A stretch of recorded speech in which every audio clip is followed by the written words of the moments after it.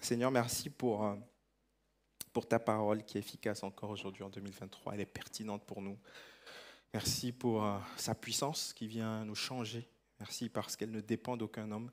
Tu as protégé ta parole au cours des siècles. Des rois ont menacé de détruire la Bible, mais toi, de façon surnaturelle, tu as préservé ta parole. Et elle est encore là aujourd'hui pour nous enseigner. On veut tous se mettre au bénéfice de cette parole. Que ton Saint-Esprit nous conduise. Merci d'éteindre tout ce qui est charnel en moi, afin que ton esprit puisse s'exprimer librement et que toute la gloire puisse te revenir. Amen. Dimanche dernier, j'ai commencé une série de 2 messages sur notre fonctionnement interne. Donc, dimanche dernier, on a parlé des émotions. Il y en a qui étaient là. Les émotions, ouais, pas mal. Le message sera publié. Je vais demander à l'équipe de publier le message audio sur le groupe WhatsApp de l'Église. Et on a expliqué qu'il y avait 2 philosophies extrêmes lorsqu'on parlait des émotions. Donc, d'un côté, il y a une philosophie qu'on pourrait appeler le stoïcisme, hein, la pensée qu'il faut nier ses émotions, les annihiler, il faut privilégier la raison uniquement. Et je caricature un tout petit peu. Et l'autre philosophie extrême, c'est l'hédonisme. Donc, il faut exprimer sans contrôle ses émotions parce que voilà, on le ressent, donc on ne peut rien faire contre ses émotions. On a expliqué que le christianisme apportait une vision un peu plus équilibrée. Donc, Dieu ne veut pas qu'on nie nos émotions. Nos émotions nous ont été données par Dieu pour mieux comprendre le monde, interagir avec le monde, mais aussi mieux nous comprendre, comprendre ce qui nous touche, comprendre nos valeurs, comprendre nos aspirations. Et on doit analyser nos émotions avec discernement, avec l'œil, le regard du Saint-Esprit. On doit également les maîtriser leur expression, avec l'assistance du Saint-Esprit, avec la tempérance qui vient avec le Saint-Esprit. Aujourd'hui, on va parler des pensées. Les pensées sont des représentations mentales de nos idées. Donc, les pensées sont l'élément moteur de toute notre activité interne. Les pensées sont l'élément moteur de notre conscience, par exemple. Donc, on connaît tous le cogito ergo sum de Descartes. Je pense, donc je suis. Parce qu'on pense, donc on est un être humain. Parce qu'il y a une activité interne, on peut témoigner qu'on est conscient et en contact avec notre environnement. Les pensées sont le moteur de notre mémoire, de nos souvenirs, de nos connaissances. C'est grâce aux pensées qu'on peut apprendre et comprendre les choses. C'est le moteur de notre langage, notre créativité, notre capacité à résoudre des problèmes. Concrètement, nos pensées peuvent se présenter sous 2 formes. D'abord sous la forme d'images mentales. On ferme les yeux ou on ouvre les yeux, on voit des images. On voit on voit le patron on se couche la nuit et puis on rêve du boulot, on voit le patron qui arrive avec une promotion, on se dit Alléluia, gloire à Dieu. C'est une pensée que vous avez. Vous pouvez aussi avoir des paroles silencieuses, donc il y a des voix qui vous parlent. Quelquefois, c'est vous-même qui vous parlez intérieurement, mais quelquefois, c'est des paroles qui s'imposent à vous. Tout ça, c'est l'activité des pensées. Sur le plan physiologique, aujourd'hui, les psychologues s'accordent pour dire qu'on a en moyenne 6200 pensées différentes par jour. Donc environ 4 par minute. Ça veut dire qu'à la fin de ce message, vous aurez pensé à plus de 130 pensées différentes avant la fin de ce message. C'est énorme. Il y a une activité mentale qui est riche à l'intérieur de chacun de nous.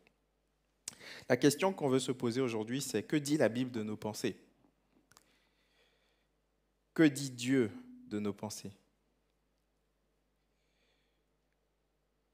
On va parcourir les Écritures aujourd'hui, on va prendre un drone et on va parcourir plusieurs textes bibliques. Il est impossible, bien évidemment, d'étudier ce thème avec exhaustivité en une fois, mais on va essayer de voir le portrait global du message de Dieu en ce qui concerne les pensées. Si vous êtes avec moi, vous pouvez dire Amen. Premièrement, 7 pensées concernant nos pensées. Premièrement, nos pensées se situent dans notre cœur ou encore dans notre âme. L'Ecclésiaste nous dit ceci dans le chapitre 3 au verset 11. Dieu fait toutes choses bonnes en son temps. Il a mis dans le cœur de l'homme la pensée de l'éternité. Déjà, on voit que c'est Dieu qui est à l'origine de nos pensées. Dieu nous a créés avec un être intérieur. On n'est pas que des corps physiques, hein, que des amas de poussière. On a une activité interne, intérieure. Et Dieu a mis dans nos cœurs, dans nos cœurs, dans notre être intérieur, à la fois des émotions, mais aussi la capacité de penser. Et l'Ecclésiaste va dire dans ce texte précisément que notre désir à tous de ne pas mourir vient de Dieu. Aujourd'hui, on se bat pour vivre le plus longtemps possible. Il y a des progrès dans la santé, dans le domaine médical. On fait du sport. On utilise quelquefois la chirurgie esthétique pour repousser les limites du possible. On pense qu'il y a plein de films, d'œuvres qui ont été écrits sur l'immortalité. Il y a comme un fantasme humain de ne pas mourir. Et Dieu dit que ce n'est pas que charnel. Dieu dit qu'en fait, c'est une pensée qu'il a mise dans notre cœur parce qu'on n'est pas fait pour mourir. Seulement, après la mort, nous allons tous mourir physiquement, c'est indéniable, mais après la mort, nous pouvons aspirer à vivre l'éternité avec Dieu. Dieu a mis dans notre cœur cette pensée de l'éternité, c'est lui qui l'a mis. Et on peut observer ici que cette pensée est dans notre cœur. Le cœur, c'est aussi l'âme, selon le lexique biblique, c'est notre état intérieur. Certains textes parlent de l'homme intérieur. L'esprit, avec petit e, c'est la même chose. Le cœur, l'âme, l'esprit, avec petit e, l'homme intérieur, tout ça parle du cœur. Et nos pensées sont dans notre cœur. Deuxièmement, on peut noter très vite que les pensées sont très liées aux émotions. Nos pensées sont très liées aux émotions. Déjà, sur le plan physiologique, nos émotions et nos pensées activent notre cerveau. On parle de cerveau gauche, de cerveau droit. Lorsqu'on ressent des émotions ou qu'on pense à des choses, ça active des neurones dans le cerveau. Dans le lexique biblique également, on parle beaucoup de cœur, l'être intérieur de l'homme, qui sollicite à la fois les pensées et les émotions. Matthieu chapitre 22, verset 36, on demande à Jésus quel est le plus grand commandement. Et Jésus va répondre ceci. Tu aimeras le Seigneur ton Dieu de tout ton cœur, dites avec moi, de tout ton cœur, de toute ton âme et de toute ta pensée. De tout ton cœur, de toute ton âme et de toute ta pensée. De tout ton cœur et de toute ton âme, c'est la même chose, c'est une forme de pléonasme, c'est la même chose. Et ensuite, il rajoute la pensée qui est à l'intérieur du cœur. Ça veut dire que nos émotions, notre cœur, notre âme sont liés avec nos pensées. Si vous me suivez jusque-là, vous pouvez dire Amen. Lorsque vous pensez peut-être que vous pensez à une problématique familiale, vous ressentez des émotions liées à cette problématique. Lorsque le médecin vous apporte une ordonnance, par exemple, il vous dit que vous devez acheter tel nombre de médicaments parce qu'on soupçonne que vous avez le cancer, vous réfléchissez, vous interprétez avec votre pensée cette information, mais elle produit aussi des émotions. Donc, les pensées sont attachées aux émotions, même sur le plan biblique. Il faut noter ensuite, troisièmement, que nous sommes tous le résultat de nos pensées. Nous sommes le prolongement de nos pensées. Proverbe chapitre 23, verset 7 dit ceci, « Car l'homme est comme les pensées de son âme. » Encore une fois, on voit que les pensées sont de l'ordre de l'âme, du cœur, mais avec une information supplémentaire, c'est que nous sommes le prolongement de nos pensées principales. Tu es le prolongement de tes pensées principales. Aujourd'hui, on entend beaucoup ce discours dans le développement personnel, mais c'est vrai, c'est une réalité. Tu es le résultat de tes pensées prédominantes. Si tes pensées, ce qui remplit ta tête, c'est « je suis une victime, j'ai été abusé, on m'a fait du mal, le monde est méchant, c'est la faute du gouvernement, c'est la faute des politiciens, c'est la faute des riches, c'est la faute des quartiers », tu vas te positionner comme une victime. Est-ce que quelqu'un me suit ? selon l'orientation de tes pensées, que ce soit des pensées de victoire ou de victime, des pensées de tristesse ou de joie, des pensées d'amour ou de haine, tu vas réagir en fonction. Nous sommes le prolongement de nos pensées. Voilà pourquoi il est important de penser à nos pensées. Quelles sont tes pensées prédominantes? À quoi tu penses le matin quand tu te réveilles? Qu'est-ce qui te remplit le cerveau littéralement? Lorsque tu analyses tes pensées, tu vas avoir des informations sur qui tu es. Si tu penses beaucoup au sport, c'est que le sport est important pour toi. Et c'est que tu te définis comme tel. Si tu penses beaucoup à l'argent, c'est que l'argent est important pour toi dans un sens ou comme dans l'autre. Quelqu'un voit de quoi je veux parler? Nous sommes le résultat de nos pensées. En anglais, il y a une nuance avec le terme pensée. Il y a thoughts. Alors, mon anglais, il est très, très précaire. Hein. Il y a le terme thoughts, pensée, pardon, et il y a le terme mind. Et avec mind, on a plus la notion de système de pensée. De façon globale, comment est-ce que tes pensées sont organisées? Qu'est-ce qui prédomine dans ta tête? C'est un exercice qu'on doit tous faire. Qui es-tu? Quelles sont tes pensées? Tu es le résultat et le prolongement de tes pensées. Quelquefois, dans le monde chrétien, on a eu tendance à négliger cet aspect des pensées parce qu'on opposait la raison et la foi. On a souvent présenté le christianisme comme étant, ou la foi chrétienne comme étant contraire à la raison. Mais la Bible nous montre, par ce texte notamment, que Dieu considère notre pensée. Il dit de l'aimer de toute notre pensée, avec notre logique, avec notre réflexion, avec notre raison, avec notre intelligence. Il faut que Dieu puisse occuper nos pensées. C'est important. Et la foi ne s'oppose pas à la raison. La foi vient juste au-dessus de la raison. On croit en la science, on croit à l'intelligence, on croit au progrès. Mais quelquefois, il faut avouer que l'homme a des limites, que les œuvres humaines ont des limites. Quelquefois, on doit croire que Dieu est au-delà de la raison. C'est ça le miracle. Le miracle, c'est quelque chose qui est inexpliqué jusque-là. Mais ce n'est pas contraire à la raison. Quelqu'un dit Amen cet après-midi? Nous concevons puis agissons. Nous sommes le résultat de notre pensée parce que nous concevons la plupart du temps avant d'agir. Lorsque vous voulez construire un projet d'envergure, vous réfléchissez, vous créez des plans, vous dessinez des plans. Lorsque vous voulez construire une maison, vous dessinez des plans. Vous faites intervenir un architecte.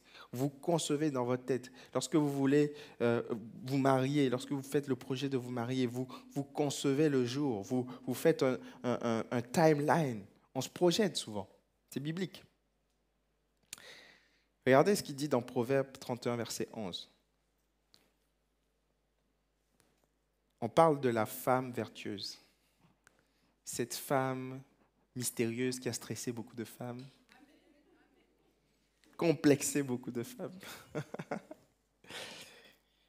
Dieu nous dit que cette femme, elle pense à un champ et elle l'acquiert.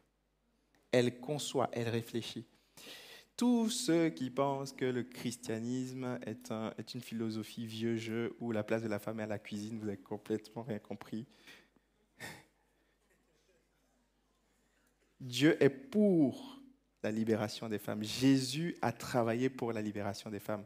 Les premières qui étaient au tombeau, c'était des femmes. Quelqu'un dit Amen. Amen. Et on voit que cette femme vertueuse-là, elle n'est pas juste, elle tient bien sa maison. Elle n'a pas besoin d'être féministe, d'aller se déshabiller, enfin, bref. Elle tient bien sa maison, elle est soumise à son mari, chaque chose est à sa place, mais c'est une femme entreprenante.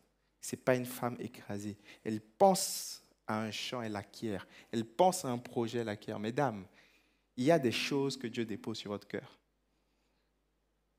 vous n'êtes pas fait juste pour attendre le mariage. Vous pouvez concevoir, vous pouvez créer des projets. Il y a des choses, des rêves que Dieu met dans votre cœur. Il faut les emmener à exécution. On pense et ensuite on exécute. Donc nous concevons puis agissons. De façon globale, nous sommes le résultat de nos pensées. Quatrièmement, Dieu a accès à nos pensées. Dieu est omniscient et il est capable de lire dans votre cœur, de lire dans votre pensée. Psaume 94, verset 11, il écrit que l'Éternel connaît les pensées de l'homme. Il sait qu'elles sont vaines. Dieu connaît toutes tes pensées. Dieu peut voir une fourmi noire sur une pierre noire, dans une chambre noire la nuit. Dieu est capable de voir dans ton cœur tes raisonnements. Il est capable de tout voir. Il sonde les cœurs. On ne peut rien lui cacher. C'est pour ça que quand tu prémédites, tu dis « Ah, comme Dieu, il est grâce, je vais pécher, je vais faire des bêtises et ensuite je vais demander pardon. » Ça ne marche pas parce que Dieu voit dans ton cœur. Il voit ce qu'il y a de plus profond dans ton cœur. Voilà pourquoi David pouvait dire « Sonde mon cœur, ô Dieu, connais mes voies. » David voulait que Dieu le fasse, qu'il sonde son cœur, qu'il aille au plus profond de lui et qu'il lui dise. Quelquefois, on a besoin de venir devant Dieu et faire un check-up spirituel. Seigneur, où en suis-je avec toi? Regarde si je suis sur une mauvaise voie. Qu'est-ce que tu penses de mes choix? Qu'est-ce que tu penses de ma vie? Des fois, on est là, on vit notre vie chrétienne, mais on a fait une sortie d'autoroute depuis longtemps. On a besoin de venir faire ce check-up. Seigneur, sonde mon cœur et parle-moi. On en a besoin. Dieu connaît toutes les pensées de ton cœur. Il sait quelles sont les bonnes, quelles sont les moins bonnes. Jésus aussi connaît toutes les pensées. Jésus, donc le Fils de Dieu, lorsqu'il s'est incarné, il a pris une nature humaine et il l'a rajoutée à sa nature divine. Il est 100% homme et 100% Dieu. Alors on peut se dire, mais comment c'est possible? Et en fait, c'est comme s'il avait une double nationalité. Jésus, il était, je prends l'exemple, il était peut-être israélien au départ, et ensuite il a pris la nationalité française. Donc il a la double nationalité, il est et l'un et l'autre. Il n'est pas juste Dieu sans être homme, ni homme sans être Dieu. Il a les deux aspects. Et quelquefois dans la vie de Jésus, on voit un aspect ou un autre se manifester, mais il avait les deux natures.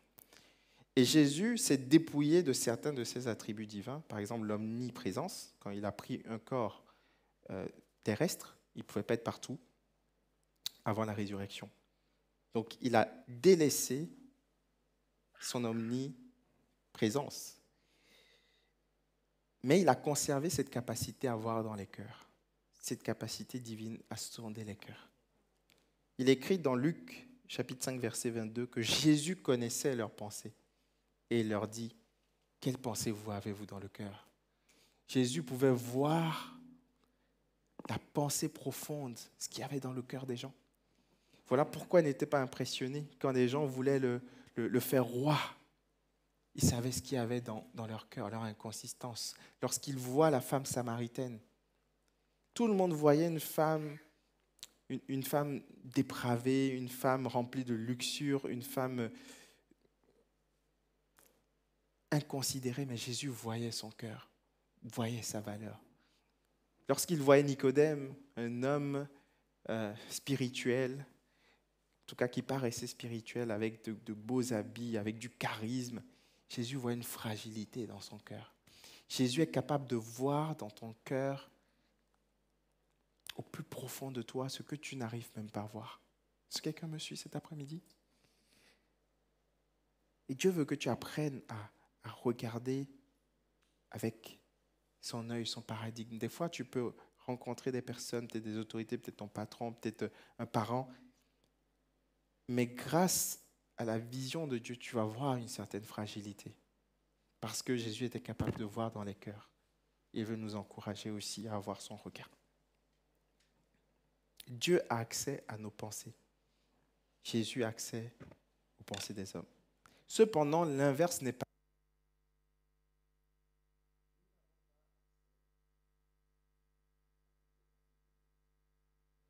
un souci. Ah, c'est bon? Merci. Nous n'avons pas accès à toutes les pensées de Dieu. Vous ne pouvez pas savoir tout ce que Dieu pense. Nous ne pouvons pas savoir tout ce que Dieu pense. Tout ce que nous savons de Dieu, nous le savons par révélation parce que Dieu a bien voulu nous le révéler. C'est très très important. Tout ce que tu sais de Dieu, tu le sais parce que Dieu a bien voulu te le révéler. On passe des années à étudier des plantes, on fait des bac plus 10, bac plus 20. Mais imaginez le Dieu qui a créé cette plante. On passe des centaines d'années à explorer la création dans l'infiniment grand, les planètes, on en découvre toujours plus, on découvre qu'il y en a toujours plus. Imaginez le Dieu qui a créé tout ça. On passe des années à explorer la structure de l'ADN, l'état interne, on est toujours émerveillé, on découvre toujours de nouvelles choses. Imaginez le Dieu qui a créé tout ça. Dieu est au-delà de tout ce qu'on peut penser. Il est infiniment grand et c'est impossible d'aller au bout de Dieu. Est-ce que quelqu'un me suit cet après-midi? On doit réaliser qui est ce Dieu dont on parle. On doit réaliser sa transcendance. On doit réaliser qu'il s'est tellement approché de nous. Et aujourd'hui, on peut lui parler dans la prière, le voile est déchiré. On a une relation personnelle. Mais c'est un grand Dieu. Il contrôle tout l'univers. Dieu peut appuyer sur un bouton et puis on est tous désintégrés. C'est très facile. Il a la toute puissance. Il contrôle toutes choses. Quelqu'un dit Amen cet après-midi. Ésaïe 55, verset 8 dit, Dieu dit, mes pensées ne sont pas vos pensées et mes voix ne sont pas vos voix, dit l'Éternel. On ne peut pas aller au bout de Dieu. Tout ce qu'on sait, c'est parce qu'il choisit de se révéler. Il a choisi de se révéler au travers de la Bible. Il a choisi de se révéler au travers de Jésus. Il se révèle par son Saint-Esprit. Il ouvre un peu comme une fenêtre sur l'éternité. On perçoit certaines lueurs. On a comme un éclairage, une révélation. Mais on ne peut pas tout savoir de Dieu. Psaume 149, verset 17, « Que tes pensées, ô Dieu, me semblent impénétrables, disait David, que le nombre en est grand. » Job 11, verset 7, question posée à Job. Prétends-tu sonder les pensées de Dieu, parvenir à la connaissance parfaite du Tout-Puissant? Qui peut aujourd'hui dire qu'il connaît Dieu parfaitement? Personne. Cette conscience-là doit nous remplir de crainte. Parce que pour résister à la persécution, notamment aux difficultés, il ne faut pas juste aimer Dieu, il faut aussi avoir la crainte de Dieu. Pourquoi les disciples dans le Nouveau Testament, alors qu'ils étaient persécutés, ils étaient emprisonnés, ils étaient flagellés, certains étaient jetés dans les arènes avec des lions, pourquoi ces chrétiens, qui étaient de la même nature que nous, ont décidé de ne pas le renier, quitte à braver la mort? Parce qu'ils disaient, il vaut mieux craindre le Dieu qui peut détruire le corps et l'âme plutôt que les hommes qui ne détruisent que le corps. Il y avait une sainte crainte de Dieu, une compréhension de sa transcendance, de sa toute-puissance qui emmenait une saine crainte. Pas une peur qui éloigne, mais une crainte, un respect, une considération. Que le Seigneur nous aide à avoir cette crainte encore aujourd'hui, chers frères et sœurs. Qu'il nous aide à pouvoir réaliser qui il est vraiment. Ses pensées ne sont pas nos pensées. Cinquièmement, la trilogie satanique peut avoir accès à nos pensées. De la même manière qu'il y a une trinité, une triunité de Dieu, Père, Fils et Saint-Esprit, il y a une trilogie satanique qui se présente sous la forme de la chair, du monde et du diable, avec tous les démons qui l'accompagnent. La chair, c'est la partie de vous qui est amorale. Il y a comme une usine de production de péché qui est en vous. C'est ce que Paul dit dans le livre de Romains. La chair est en vous, le péché est en vous. Vous ne pouvez pas, tant que vous vivez, vous ne pourrez pas l'enlever. Vous pouvez juste l'enfermer dans une chambre, fermer la porte à clé. Mais cette usine de production de péché, elle est là. Et la seule façon de la restreindre, c'est de laisser nos pensées être contrôlées par le Saint-Esprit. Sinon, ces pensées-là vont revenir. Lorsque vous prenez un petit enfant de 2 ans, 3 ans, personne ne lui a appris à tirer les cheveux de sa sœur. Personne ne lui a appris à voler les goûters. Quelqu'un sait de quoi je parle? Les parents disent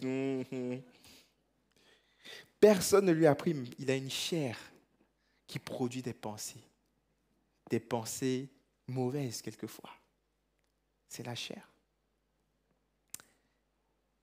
Il y a le monde, le système dans lequel on vit, le système culturel dans lequel on vit, avec les bonnes valeurs, mais des fois les mauvaises. Aujourd'hui, quand vous défendez le mariage, que vous dites que le mariage c'est entre un homme et une femme, on vous taxe d'homophobe. Il y a une pression qui est là. Tu ne peux pas dire ça. Pasteur JB, tu es allé en prison si tu dis ça. Il y a une pression qui est là. Il y a une forte pression qui est là pour emmener certaines façons de penser, des choses qui ne peuvent plus être remises en question. Quand tu défends, quand tu dis que l'avortement est un péché, tu peux finir au goulag, mon gars. Il y a une forte pression du monde qui est là. Il y a des systèmes de pensée qui sont là. Est-ce que vous êtes avec moi? Vous êtes très calme au deuxième. Hein. Vous vous êtes réveillé plus tard, vous avez eu plus de café, mais vous réagissez. parce que vous êtes attentif. Très bonne réponse, c'est bien. Il y a aujourd'hui une pression dans le monde pour penser d'une certaine manière. Voilà pourquoi Paul va dire dans Romains 12:2, ne vous conformez pas au siècle présent, à la culture ambiante, mais soyez transformés par le renouvellement de l'intelligence, afin de savoir ce qui est bon et agréable à Dieu. Même pour savoir ce que Dieu veut, il faut que Dieu transforme nos pensées. Il faut que Dieu renouvelle nos pensées. Quelqu'un dit Amen. Il y a des choses qui ne vont plus de soi. Aujourd'hui, quand les chrétiens me parlent, des fois, je me dis, je commence à être trop vieux là. Il y a des choses pourtant qui sont évidentes. Pasteur, on n'est pas mariés, mais on s'aime. Dieu est-il contre l'amour? Tu te dis, Seigneur Jésus, par où commencer? Il y a 10 ans, j'ai l'impression plus on avance, plus certains acquis n'en sont plus. Dieu a-t-il vraiment dit? Et je ne parle pas de personnes du monde, je parle de chrétiens. Parce qu'aujourd'hui, pour discerner la volonté même de Dieu, il faut être renouvelé dans ses pensées. Parce que le monde nous a biberonnés dès notre enfance à nous dire ça c'est le bien et ça c'est le mal. Les choses sont inversées. On a besoin de la grâce de Dieu, ce n'est pas simple. On a besoin de la grâce de Dieu, de la puissance du Saint-Esprit pour renouveler notre pensée. Il y a des gens, notre témoignage est encore arrivé il n'y a même pas un mois, il y a une dame qui était au Maroc, elle avait un boulot très très haut placé au Maroc, elle vient d'une famille musulmane, il y a personne, elle a fait un rêve, elle a vu sa tante qui avait une robe blanche et dans le rêve, quelqu'un lui disait, elle a la vérité, c'est une chrétienne. Elle va voir sa tante, parce qu'il ne faut pas trop parler dans ce pays de sa foi chrétienne. Il dit, mais comment tu as su? Dieu lui a révélé dans un rêve. Et elle a fait un deuxième rêve où Dieu lui montrait la Bible, où elle expérimentait des choses. Personne ne lui a dit quelle était la voie. Personne ne lui a dit que telle ou telle chose sont des péchés. Il y a des témoignages aujourd'hui de beaucoup de gens. Il y a une sœur ici elle était au Canada, elle était dans le monde. À un moment donné, elle est arrivée, elle ne pouvait plus toucher, elle fumait plein de paquets de cigarettes et des joints. À un moment donné, elle ne pouvait plus toucher ça. Dieu l'a convaincu dans son cœur que c'est un péché. Le Saint-Esprit a encore cette puissance aujourd'hui, en 2023. Là où toutes les choses sont renversées, de venir te parler, te dire, ça, c'est ce qui est bon, ce qui est agréable pour moi. Quelqu'un dit Amen dans la puissance du Saint-Esprit. Aucun homme ne peut vous convaincre, aucun pasteur ne peut vous convaincre, personne ne peut vous convaincre si le Saint-Esprit ne vient pas vous convaincre. Il y a cette trilogie satanique, la chair, le monde qui vient emmener des pensées qui ne sont pas de Dieu, mais aussi le diable et les esprits mauvais. Ici, en France. Allô? Parce que quand on parle d'esprits mauvais, certains disent oui, oui, en Afrique, Haïti. Niveau universitaire, c'est ici en France. En France, il n'y a plus de praticiens de la voyance que de médecins généralistes. Vous saviez ça? Ici. J'ai déjà fait des délivrances de personnes qui étaient pures, sans souche, descendants de Louis XIV, je suis sûr et certain. Ça sort aujourd'hui, mais des fois, on cherche de nouveaux noms. Oui, des phénomènes paranormaux. C'est quoi des troubles de la personnalité. On cherche de nouveaux noms. C'est des démons, des fois. La meilleure pour moi, c'est quand on dit il a commis ce crime sous l'emprise de la drogue. Pourquoi vous parlez d'emprise? Il faut aujourd'hui appeler un chien, un chat, un chat. Il y a un monde spirituel qui est là. Il y a une influence spirituelle qui est là, qui est réelle. Les démons n'ont pas disparu après l'ère apostolique. Ils n'ont pas dit Jésus est parti, ciao, ciao, on part. Non, c'est pire. C'est pire. Regardez ce qui est arrivé à Pierre. À Judas, pardon, excusez-moi. Jean chapitre 13, verset 2. Pendant le souper, lorsque le diable avait déjà inspiré le cœur, les pensées de Judas Iscariote, le dessein de le livrer, il est passé à l'acte. Judas avait dans son cœur, dans sa chair, plus précisément, des appétences. Judas avait une ambition, en fait, c'était de devenir le ministre de l'économie de Jésus dans le nouveau royaume. Il s'attendait à ce que Jésus vienne tout casser, tout rafler, qu'il chasse les Romains et qu'il instaure un royaume terrestre. Et je tiens la caisse. Je vais pouvoir piquer. C'était ça le projet. Mais à un moment donné, il voit Jésus faire du social, il mangeait les prostituées. C'est quoi? C'est pas ça le plan. Viens, emmène la puissance de Dieu. Fait, non, Jésus, il aime les gens, il fait rien. Et à un moment donné, la coupe a débordé quand il a vu Jésus, Marie de Magdala arriver avec son parfum de 20 000 €, casser ça par terre. Il s'est dit, mais Seigneur Jésus. Je ne sais pas s'il a dit Seigneur Jésus, en tout cas, il a dit non. Et là, il a pété un câble littéralement. Il est allé voir le Sanhédrin et s'est dit, je vais le livrer. Parce que Judas avait dans sa chair un goût, une appétence, un péché. Il aimait l'argent, il aimait le matériel. Et à un moment donné, ça a tellement grossi que c'est devenu une porte ouverte pour l'ennemi. Des fois, certains péchés normaux, certaines appétences normales ou bénignes peuvent ouvrir des portes à des démons. C'est vrai. Ne pas pardonner, garder la haine, cultiver cette haine. À un moment donné, ça va se remplir, ça peut devenir une porte ouverte. C'est pas marrant, mais c'est assez instructif quand, dans les faits divers, on apprend que il y a eu un homme qui a tué sa femme, et qu'on interroge le voisin, on dit souvent « Ah, mais c'était une famille sans histoire. C'était un homme normal. Il venait acheter du pain dans la boulangerie. Personne n'aurait imaginé qu'il aurait fait ça. » Des fois, on a l'impression que quand il y a des faits divers comme ça, a priori, on se dit « Non, eux, ils sont prédisposés. » Non! Des fois, c'est des gens vraiment normaux, mais qui ont laissé des choses ruminer, des choses grandir en eux. À un moment donné, il y a des portes ouvertes spirituelles. Si tu le crois, tu peux dire Amen. Dieu veut être la source de notre pensée. Notre cœur est un champ de bataille, est un lieu de bataille. Notre état interne, nos émotions comme nos pensées, sont un champ de bataille entre la chair et l'esprit, entre le monde et l'esprit, entre le diable et l'esprit. Et on est au milieu, on a ces sollicitations-là. Et Dieu dit, marchez par l'esprit et vous n'accomplirez pas les désirs de la chair. Donne le pouvoir au Saint-Esprit dans ta vie.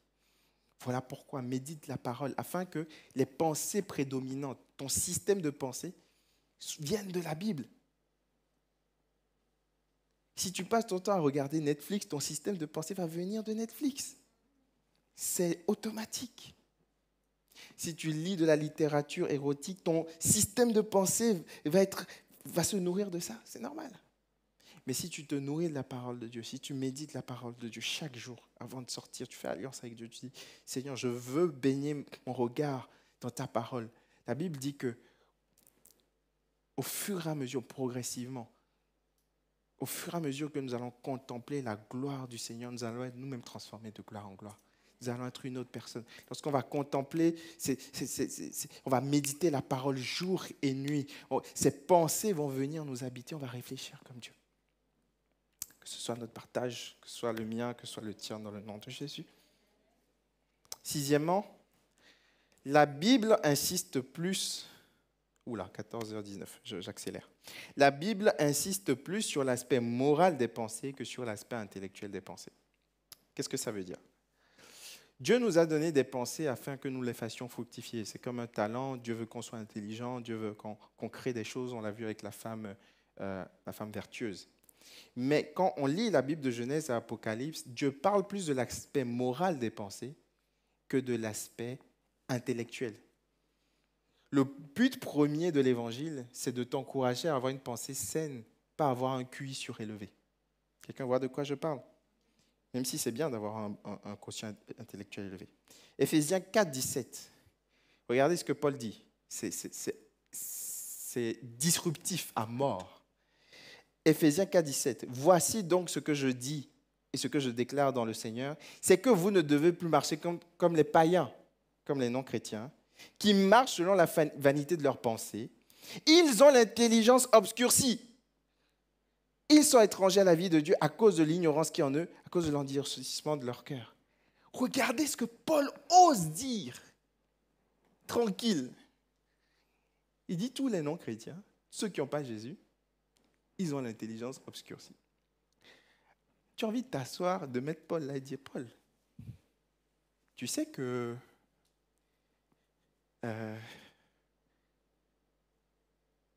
les plus intelligents sur Terre, c'est les non-chrétiens? Tu sais que l'homme le plus riche du monde, ce n'est pas un chrétien? Tu sais que les gens qui ont construit des monuments, les gens qui sont dans les Hall of Fame, ce n'est pas des chrétiens?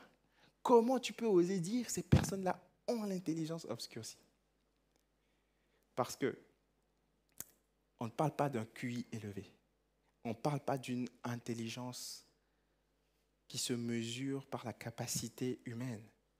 On parle d'une intelligence qui est inspirée de Dieu. Voilà pourquoi vous pouvez voir quelqu'un qui a un lourd bagage, qui sait plein de choses, qui est cultivé à mort, qui a réalisé des choses, qui est hyper efficace, qui fait des business à chiffres, qui a pété tous les scores, mais qui n'a pas les rudiments de la moralité. Voilà pourquoi vous pouvez trouver une vieille, une dame âgée ou une personne qui a un style de vie tellement modeste, qui fait le ménage, tellement dans une simplicité, mais qui a la sagesse et l'esprit de Dieu. Parce que Dieu valorise la moralité avant le quotient intellectuel. Quelqu'un peut dire Amen. Dieu n'est pas impressionné par l'intelligence. Vous n'avez pas idée, les amis, du nombre de philosophes, des gens, moi j'admire les gens intelligents, tu vois, je ne me considère pas comme intelligent, je dis waouh, et tout, tu vois, t'écoutes des philosophes, tu dis, oh, comment il peut réfléchir autant? Tu n'as pas idée du nombre de philosophes en France qui ont écrit leur ouvrage sous cocaïne. Vous n'avez pas idée? Dieu n'est pas impressionné par l'intelligence, par la capacité. Le nombre de businessmen qui carburent sous les amphétamines, vous n'avez pas idée. Dieu n'est pas impressionné par l'intelligence, la force de l'intelligence. Il est impressionné par la moralité, la pureté des pensées. Quelqu'un dit Amen cet après-midi. Philippiens 4, verset 8. Au reste, frères, que tout ce qui est vrai, que tout ce qui est honorable, que tout ce qui est juste, que tout ce qui est pur, que tout ce qui est aimable, tout ce qui mérite l'approbation, ce qui est vertueux et digne de louange soit l'objet de vos pensées. Voici le plan privilégié de Dieu, assainir nos pensées. Seigneur, viens faire le ménage dans nos pensées. Il y a des pensées qui doivent disparaître. Il y a des pensées qui doivent être filtrées, nettoyées. Seigneur Jésus, purifie nos pensées. Nous te prions. Je vais inviter les musiciens à s'approcher, j'ai bientôt terminé.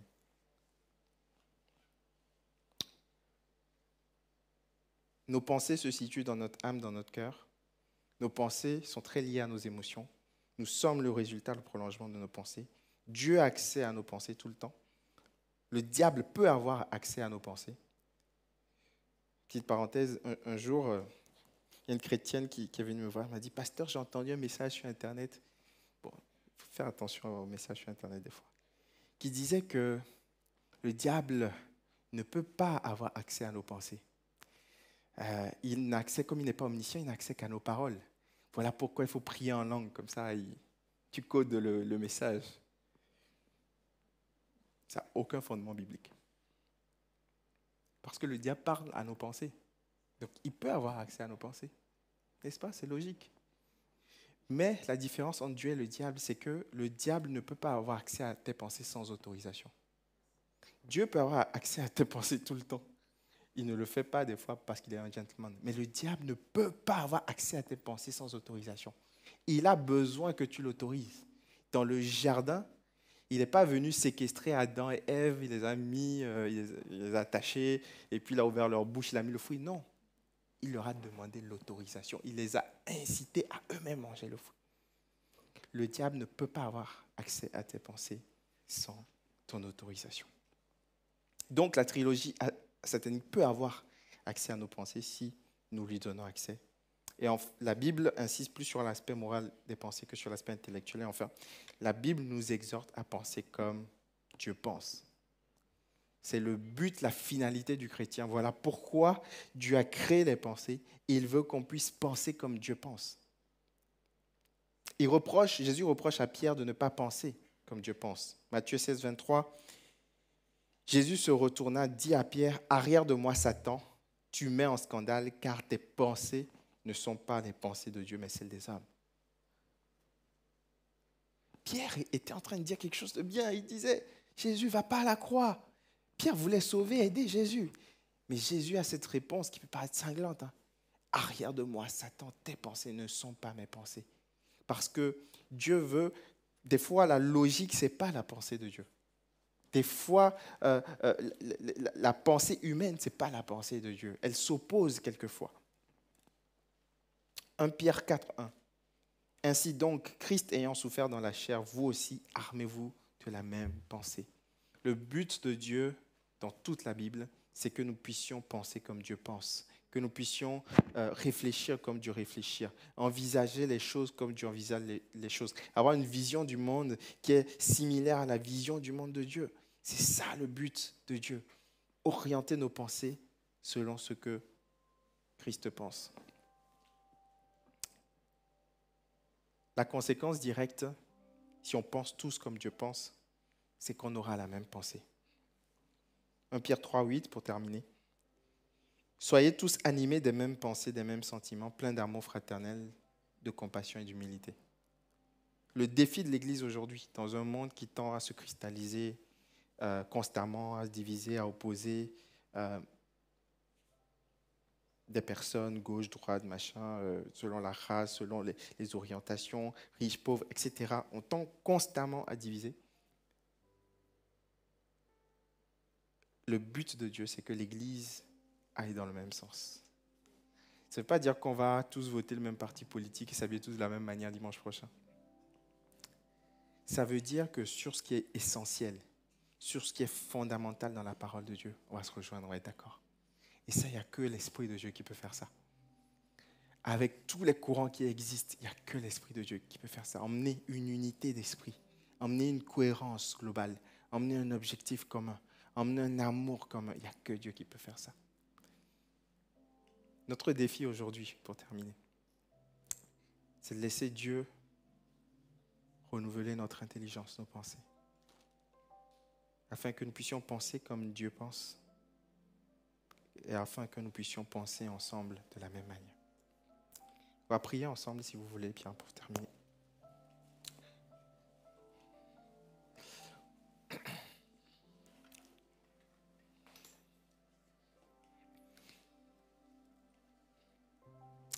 Dieu veut nous laisser l'opportunité aujourd'hui, via ce message que je transmis tellement imparfaitement. Mais je veux croire que le Saint-Esprit a déposé quelque chose dans votre cœur, dans vos pensées. Seigneur, je veux que tu scannes mes pensées. Je veux venir devant toi aujourd'hui pour t'exposer mes pensées. Il y a des pensées dont je ne suis pas fier. Je montre notre visage et j'ai des pensées à l'intérieur de moi qui sont complètement différentes. Je veux t'exposer mes pensées, sans de mes pensées. Peut-être que tu es rempli de pensées de découragement. Peut-être que ça fait longtemps que tu as lâché la main de Dieu. Tu fonctionnes sous pilote automatique. Tu fais les choses comme tu dois les faire. Mais tu sais qu'il y a quelque chose qui a été brisé en toi. Demande à Dieu de venir remplacer tes pensées. Peut-être que tu vis constamment dans la crainte, dans la peur des événements. Tu as un mille d'aller en dépression. Il y a juste une mauvaise nouvelle supplémentaire qui va arriver et tu lâches tout. Tu es à bout. Tu es dominé par des pensées de victime, des pensées de vaincu. On va prier que Dieu puisse changer tes pensées. Peut-être que tu as été blessé, que tu as blessé des gens. Tu as développé un système de pensée mondain tout en étant chrétien. On va prier que Dieu puisse renouveler ton intelligence. On va se lever. On va tous se lever, s'il vous plaît. Si ce message est pour toi, on pourrait tous lever la main parce qu'on a tous besoin de changer nos pensées, mais cet appel est véritablement pour quelqu'un pour qui c'est critique, pour qui c'est une question de vie ou de mort. Si ton cas, lève la main, on va prier ensemble pour toi alors que les yeux sont fermés. Seigneur, change mes pensées, sonde mon cœur. Regarde si je suis sur une mauvaise voie. Conduis-moi vers les voies de l'éternité. Alléluia. Lève la main si tu as besoin d'une action de Dieu surnaturelle aujourd'hui dans tes pensées. Alléluia. Tes mains se lèvent. Seigneur, merci pour toutes ces mains qui se lèvent. Merci parce que tu veux venir guérir des pensées, emmener des pensées divines. Là où il y avait la pensée mondaine, humaine, charnelle. Des pensées qui viennent de l'ennemi. Tu veux briser ces pensées. Emmener toute pensée captive à l'obéissance de Christ. Des raisonnements qui viennent tout droit de l'enfer. Des pensées de mort. Tu te dis, c'est même plus la peine de vivre. Dieu veut venir briser ces pensées. Et les emmener en prison littéralement. Et emmener d'autres pensées. Des pensées de joie. Des pensées où tu te sens valorisé, utile. Des pensées où tu te lèves le matin. Tu es rempli d'énergie. Merci pour ton œuvre que tu fais encore aujourd'hui. Merci parce que au-delà de tout chaud, de tout faste, ton Saint-Esprit agit dans la simplicité cet après-midi. Il vient transformer les cœurs des pensées. Tu emmènes quelqu'un à bouger, quelqu'un à changer de cap, quelqu'un à reprendre espoir. Dès demain matin, tu retournes au travail, pas comme un vaincu, pas comme une vaincue. Tu retournes au travail la tête haute. Tu te dis, je vais affronter ces dossiers. Je n'y arrive plus, je vais affronter peut-être tes collègues. Je vais affronter ma famille, je vais affronter ce péché, je vais affronter ce Goliath. Merci pour l'œuvre que tu fais.